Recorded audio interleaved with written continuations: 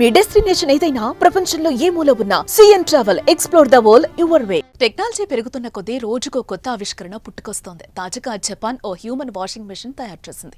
అదేంటి, మనుషులను శుభ్రం చేసేందుకు వాషింగ్ మెషిన్ ఎందుకు? రోజు స్నానం చేస్తాంగా అని అంటారా? మీ సందేహం కరెక్టే.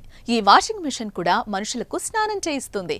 చూడటానికి చిన్నపాటి కార్ లాగా ఉండే ఈ వాషింగ్ మెషిన్ లోని బల్లపై పడుకుంటే చాలు 15 నిమిషాలు స్నానం, ఒళ్లంతా ఆరబెట్టుకోవడం పూర్తవుతుందట. అందుకే దీనికి తయారీదారులు హ్యూమన్ వాషింగ్ మెషిన్ అని పేరు పెట్టారు. జపాన్ లో వచ్చే ఏడాది జరగనున్న ఓ ఇండస్ట్రియల్ ఎగ్జిబిషన్ లో దీన్ని ప్రదర్శించనున్నారు.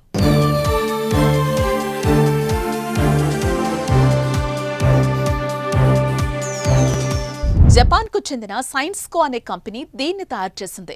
1970లోనే సాన్యో కంపెనీ డిజైన్ చేసిన హ్యూమన్ వాషింగ్ మెషిన్ స్ఫూర్తితో దీన్ని డిజైన్ చేశారు.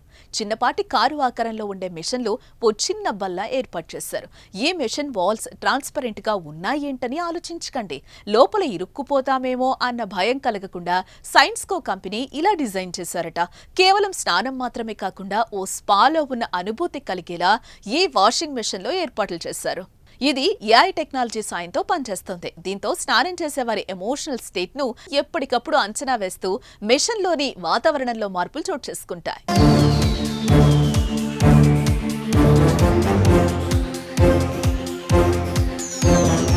మెషిన్ లోపల ఆహ్లాదపరిచే పాటలు, మూడ్ కు తగినట్టు వాటర్ టెంపరేచర్, సువాసనలు అన్ని మెషిన్ లోని వ్యక్తి మూడ్ ను బట్టి మారిపోతూ ఉంటాయి.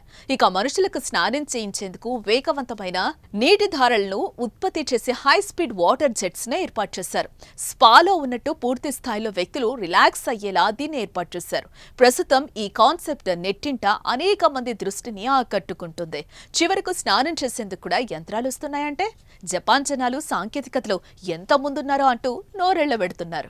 ఈ హ్యూమన్ వాషింగ్ మెషిన్లను ఎవరు వాడతారనే ప్రశ్నలు వస్తున్న నేపథ్యంలో నెటిజన్లు పలు రకాల కామెంట్స్ చేశారు. ఇవి వృద్ధులకు, వృద్ధాశ్రమాలకు, పేషెంట్లకు బాగా పనికొస్తాయని కొందరు అభిప్రాయపడ్డారు. కమర్షియల్ అవసరాలకే కాకుండా ఇళ్లలో వాడుకునేందుకు కూడా ఓ మోడల్ను అందుబాటులోకి తెస్తామని చెప్పింది.